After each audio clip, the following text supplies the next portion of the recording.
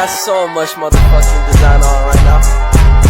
Break it down, bring it back, make it clap. I got 3 old thoughts, new guap, wear that thing. Bitches on my line, and you know they come strapped. Hold up, what it not, 45, scope it cash like whoa. How you fucking with these hoes out? Assalamualaikum warahmatullahi wabarakatuh. Halo semuanya, perkenalkan nama saya Desi Romandana. Saya mahasiswa semester 5 Fakultas Keguruan dan Ilmu Pendidikan di Keguruan Tinggi STKIP Meranti. Di sini saya ingin menjelaskan tentang hubungan olahraga dan wanita. Nah, pasti teman-teman banyak yang bertanya, apa sih hubungan olahraga dan wanita? Sebelum saya menjelaskan tentang hubungan olahraga dan wanita, di sini saya akan menjelaskan terlebih dahulu perbedaan fisik antara laki-laki dan perempuan. Perbedaan fisik antara laki-laki dan perempuan secara umum adalah perempuan umumnya berambut panjang, sedangkan laki-laki berambut pendek. Laki-laki memiliki kumis dan jenggot, sedangkan perempuan tidak. Dada laki-laki bidang, sedangkan perempuan memiliki payudara. Perbedaan fisik laki-laki dan perempuan saat pubertas juga berbeda. Pubertas memang suatu proses yang ajaib. Akan banyak perubahan yang terjadi pada tubuh, perasaan, dan juga sikap. Ciri-ciri umum yang bisa kita lihat yaitu umur terjadinya pubertas pada wanita terjadi pada umur 8-13 tahun, sedangkan umur terjadinya pubertas pada laki-laki yakni terjadi pada umur 10-15 tahun. Umur berhentinya pubertas pada wanita terjadi pada umur 8-20 tahun, sedangkan umur berhentinya pubertas pada laki-laki terjadi pada umur 20-25 tahun. Hormon yang mempengaruhi pubertas pada wanita yakni hormon estrogen dan progesteron, sedangkan hormon yang mempengaruhi pubertas pada laki-laki yakni hormon testosteron. Bagian tubuh juga sangat memperlihatkan perbedaan fisik antara laki-laki dan perempuan. Bagian otot perempuan massa otot bertambah, terlihat jelas di bagian panggul, pantat, dan juga pinggang. Bagian badan dan dada, payudara mulai tumbuh. Bagian leher dan suara terdengar lebih tinggi dan halus. Bagian rambut dan bulu halus tumbuh di bagian tangan, ketiak, dan juga kemaluan. Sedangkan pada laki-laki, massa otot bertambah di seluruh bagian tubuh termasuk di lengan dan juga kaki. Pada bagian badan dan dada, bahu dan dada semakin berbidang. Pada bagian leher dan suara, pada leher tumbuh benjolan atau yang biasa disebut jakun, sedangkan suara terdengar lebih dalam dan berat. Bagian rambut dan bulu halus tumbuh di bagian ketiak, tangan, dan kaki, serta di bagian wajah yang biasa disebut dengan jenggot atau kumis. Nah, itu perbedaan fisik antara wanita dan laki-laki. Selanjutnya, apa manfaat olahraga bagi wanita? Perempuan yang berolahraga cenderung akan lebih baik dalam menghadapi pelajaran di sekolah. Mengapa demikian? Karena dengan berolahraga akan meningkatkan efektivitas kegiatan belajar, meningkatkan kemampuan mengingat dan berpikir, serta konsentrasi sehingga akan memberikan keuntungan bagi anak perempuan untuk aktif di dalam kelas. Olahraga juga mengandung nilai-nilai afektif positif yang berguna untuk meningkatkan sosialisasi dan interaksi antara sesama anggota masyarakat. Latihan beban juga sangat bagus untuk wanita. Jika kebanyakan latihan beban dilakukan oleh laki-laki, tidak dipungkiri lagi sekarang banyak latihan beban dilakukan oleh wanita. Latihan beban bermanfaat untuk pembentukan tubuh yang ideal serta proporsional. Hal ini dapat menambah rasa percaya diri seorang wanita ketika tampil di depan masyarakat umum. Olahraga juga penting untuk wanita hamil. Berolahraga dengan intensitas ringan saat hamil memberikan banyak manfaat. Aktivitas ini dapat meningkatkan energi dan juga mengurangi stres. Pilihan olahraga yang dapat dilakukan oleh wanita hamil yaitu seperti senam hamil, jalan kaki, dan juga yoga untuk kehamilan. Selain itu, dengan berolahraga, diharapkan ibu hamil lebih siap ketika menghadapi persalinan karena memiliki daya tahan yang baik serta otot-otot yang sudah terlatih. Dengan olahraga rutin selama kehamilan juga akan lebih memudahkan ibu untuk mengembalikan kondisi tubuh pasca melahirkan. Ada beberapa jenis olahraga yang bisa ibu hamil lakukan seperti yang saya jelaskan tadi, seperti senam ibu hamil, yoga untuk kehamilan, atau jalan kaki. Namun, tidak semua ibu hamil bisa melakukannya. Tergantung dari kondisi ibu hamil itu sendiri. Oleh karena itu, sebelum melakukan olahraga sangat penting untuk dikonsultasikan terlebih dahulu dengan dokter. Wanita hamil hendaknya untuk dinasihati untuk menghindari olahraga yang berlebihan serta kelelahan yang berarti. Hendaknya saat berolahraga, ibu hamil mempertimbangkan yang pertama, hindari olahraga di tempat panas. Yang kedua, minum cukup air putih. Yang ketiga, mulailah olahraga dan akhirilah olahraga dengan pemanasan dan pendinginan. Yang keempat, mengurangi intensitas olahraga pada kehamilan trimester ketiga. Dan yang kelima, waspadai tanda-tanda untuk menghentikan olahraga seperti nyeri atau pendarahan. Banyak penelitian terhadap kapasitas fisik wanita dilakukan pada subjek yang kurang terlatih, sehingga menunjukkan kapasitas kerja yang relatif buruk, dan ini di masa lalu menjadi pembatas bagi wanita untuk berpartisipasi dalam berolahraga. Tetapi wanita sungguh dapat dilatih, dan perbedaan parameter fisiologi antara wanita dan laki-laki yang terlatih menjadi lebih daripada orang kebanyakan. Latihan kekuatan yang terpimpin dan sistematis merupakan kegiatan yang menyehatkan dan mengembirakan para wanita, karena di balik latihan itu tersimpan potensi untuk meningkatkan pemadatan tulang sehingga merupakan pencegahan osteoporosis di kemudian hari. Di samping itu, dengan latihan kekuatan yang sistematik, wanita dapat meningkatkan diameter, serabut otot, dan massa total ototnya, tetapi tidak dapat mencapai apa yang dicapai oleh pria, oleh karena kadar testosteronnya yang relatif lebih rendah. Kandungan lemak tubuh dengan latihan kekuatan akan menurun, yang berarti akan membaiknya berat badan tanpa lemak terhadap berat badan dengan lemak, yang merupakan respon terhadap latihan. Olahraga juga baik bagi usia sekolah menengah. Keterampilan dasar motorik yang perlu diketahui dan dipahami yaitu yang pertama, keseimbangan, ketepatan, ketangkasan, penguasaan batas, dan kekuatan. Pelaksanaan olahraga bagi remaja putri dapat bertanding dengan remaja putra yang ukuran, berat, dan keterampilan tidak jauh berbeda. Olahraga remaja putri harus dipisahkan dengan olahraga remaja putra, oleh karena kemungkinan timbulnya cedera. Remaja putri dapat meningkatkan kesegaran jasmani, kekuatan, keterampilan, ketahanan, dan dengan latihan sesuai aturan dan tujuannya dalam berolahraga. Olahraga yang berlebihan dapat menyebabkan terjadinya disfungsi hipotalamus yang menyebabkan gangguan pada pulsaliti GnRH. Hal tersebut menyebabkan terjadinya menarche yang tertunda dan gangguan siklus menstruasi. Faktor utama penyebab generasi GnRH atlet wanita adalah penggunaan energi berlebih yang melebihi pemasukan energi atlet pada umumnya.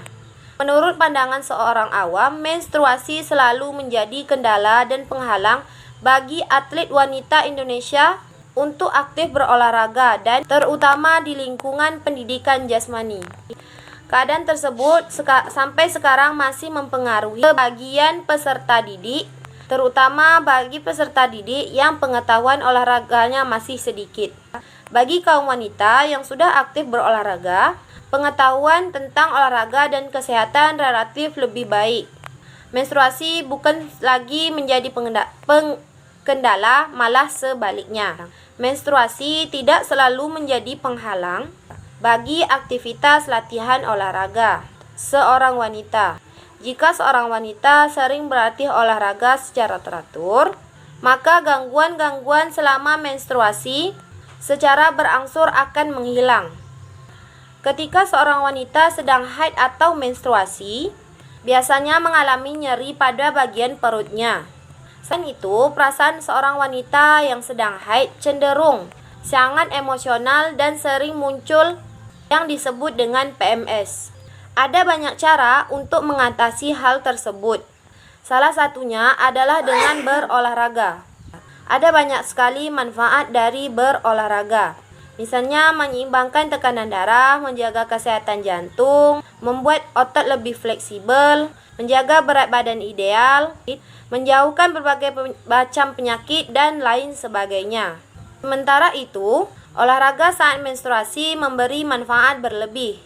Sirkulasi darah lebih lancar ketika rutin melakukan olahraga saat menstruasi. Kemudian, rasa nyeri, sakit kepala, dan tidak nyaman yang dialami biasanya terjadi disebabkan karena kekurangan darah dan zat besi.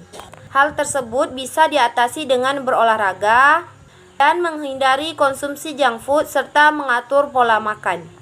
Ada 3 jenis pengaruh olahraga terhadap siklus menstruasi seseorang. Yang pertama, terlalu sedikit berolahraga menyebabkan nyeri datang bulan dan siklus menstruasi yang tidak teratur. Yang kedua, berolahraga cukup mengakibatkan jarang mengalami nyeri. Intinya adalah olahraga yang teratur selama maupun di luar siklus menstruasi. Yang ketiga, terlalu banyak berolahraga. Sama terlalu sedikit berolahraga, terlalu banyak berolahraga, hal ini bisa menyebabkan otot kesakitan. Selain itu, siklus menstruasi juga tidak teratur. Bahkan dalam beberapa kasus, datang bulan berhenti sementara. Saat menstruasi, para wanita cenderung mengalami penurunan sistem metabolisme tubuh, sehingga olahraga dan makanan bergizi mampu mengembalikan kinerja tubuh.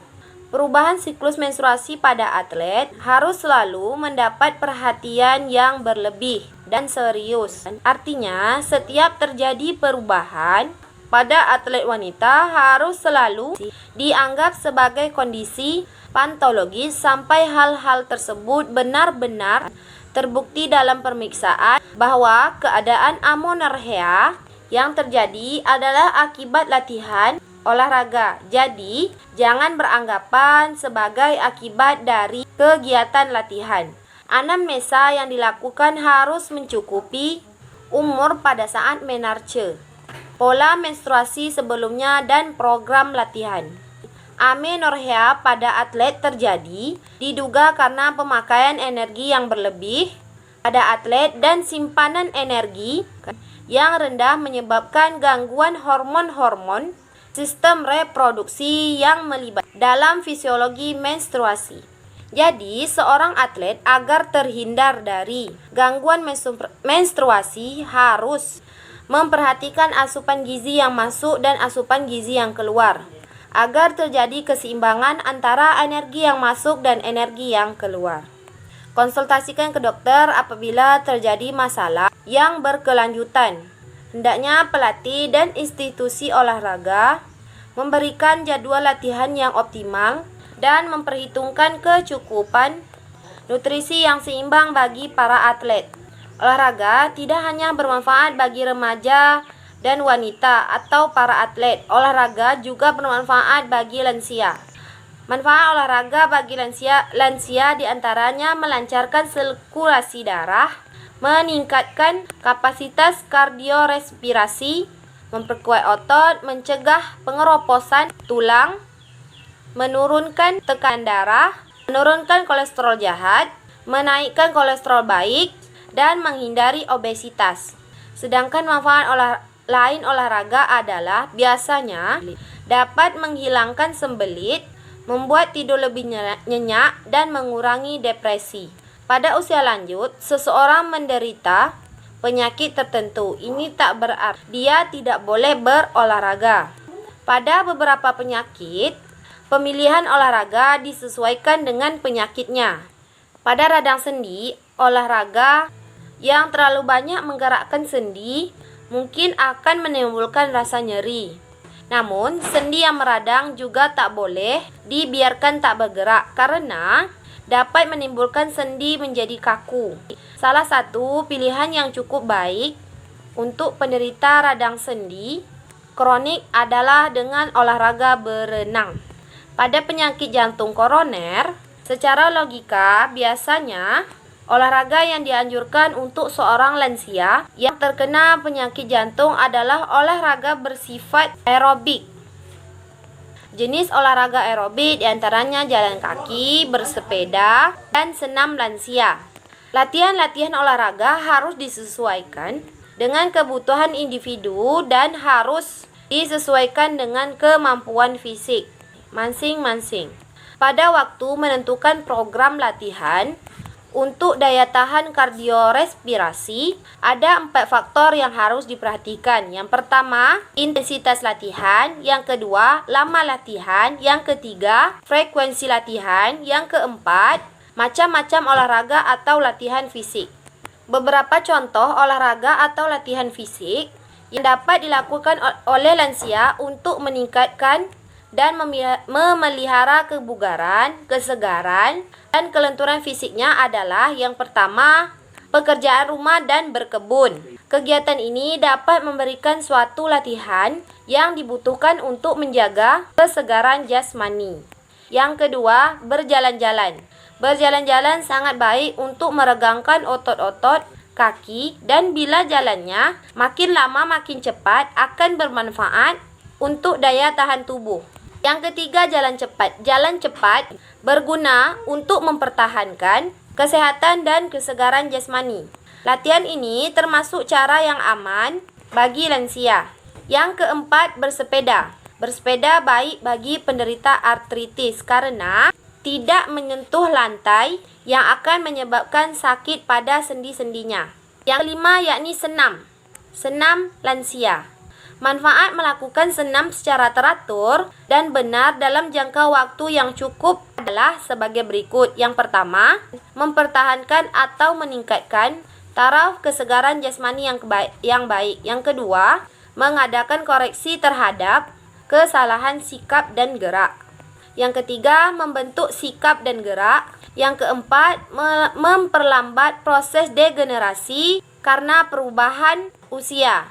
Yang kelima, membentuk kondisi fisik, kekuatan otot, kelenturan, keseimbangan, ketahanan, keluasan, dan kecepatan. Yang keenam, membentuk berbagai sikap, kewajiban, kejiwaan, dan membentuk keberanian, kepercayaan diri, kesiapan diri, dan kesanggupan bekerja sama.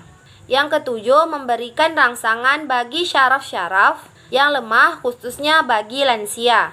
Yang kedelapan, memupuk rasa tanggung jawab terhadap kesehatan diri sendiri dan masyarakat.